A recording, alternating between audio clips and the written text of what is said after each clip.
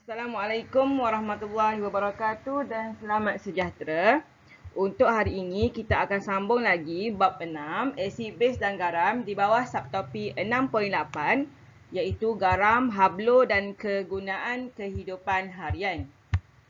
Bagi standard pembelajaran kita pada hari ini, yang pertama menyatakan maksud garam, yang kedua mencirikan sifat fizikal hablo garam, dan yang ketiga memberi contoh garam serta kegunaan dalam kehidupan harian.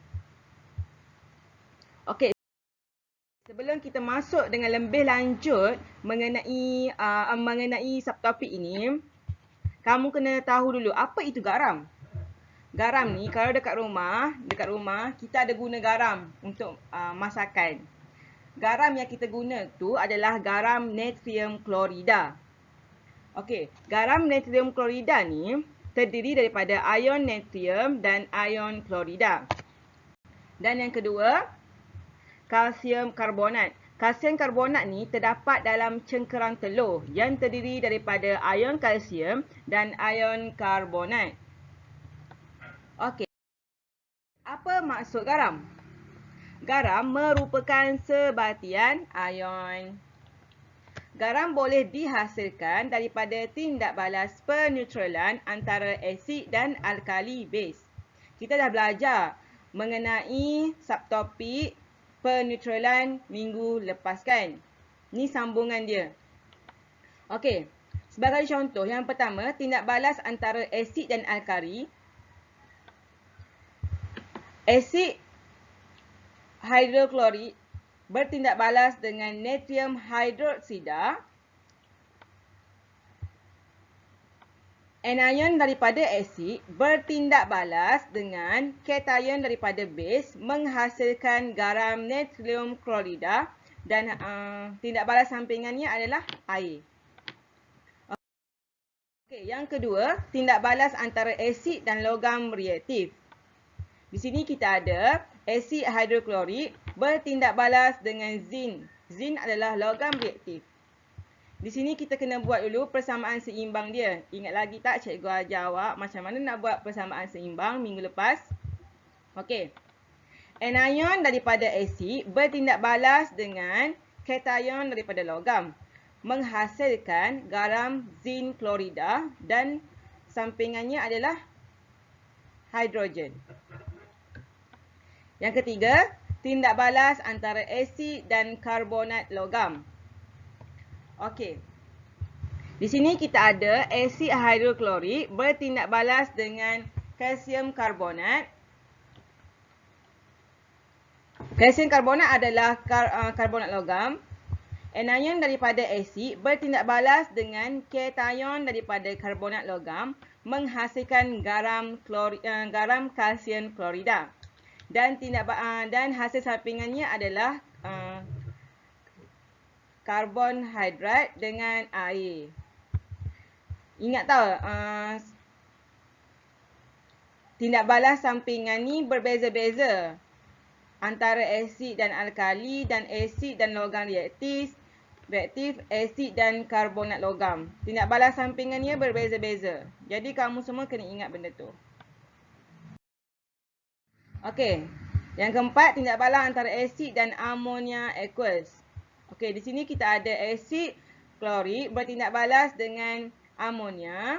Anion daripada asid bertindak balas dengan kation daripada amonia aqueous menghasilkan garam amonia klorida. Okey, di sini dia tak ada tindak balas sampingan. Hasil tindak balas sampingan. Okey, garam ialah suatu sebatian yang terbentuk apabila ion hidrogen H+ dalam asid digantikan dengan ion logam atau ion amonium.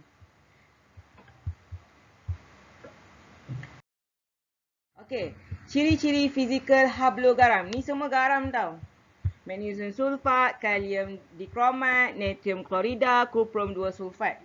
Yang pertama, mempunyai bentuk geometri tertentu seperti kubus, kuboid, rhombus dan prisma.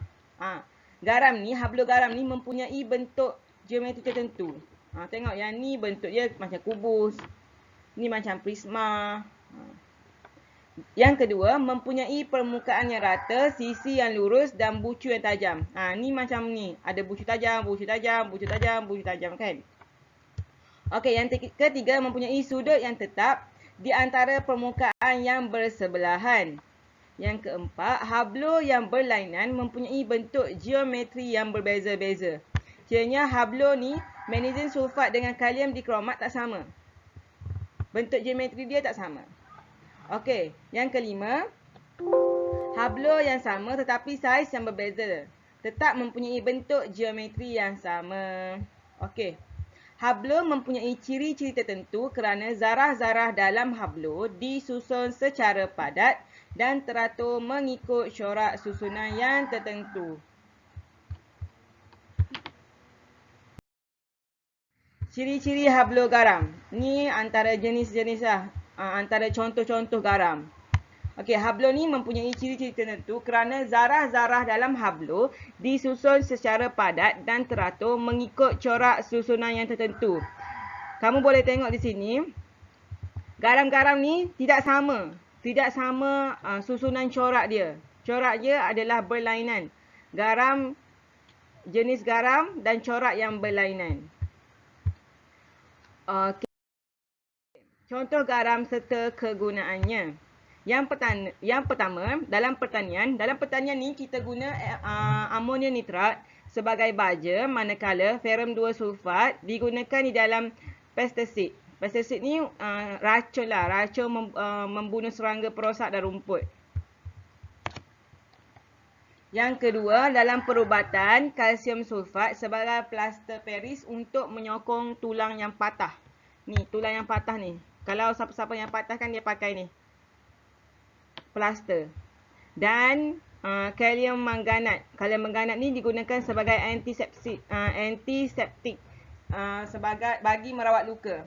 Antiseptik ni dia warna kuning tu. Selalunya warna kuning. Okey, yang ketiga, dalam penyediaan makanan kita guna natrium klorida. Natrium klorida ni digunakan sebagai perisa. Lepas tu yang kedua, natrium bikarbonat. Natrium bikarbonat ni kita guna untuk menaikkan doh. Yang keempat, pengawet. Pengawet natrium benzoat digunakan untuk mengawet sos cili, sos tomato dan sos tiram. Natrium nitrat pula digunakan untuk mengawet daging yang diproses seperti sosis. Okey, untuk latihan kamu perlu buat ujikan diri 6.8 muka surat 178.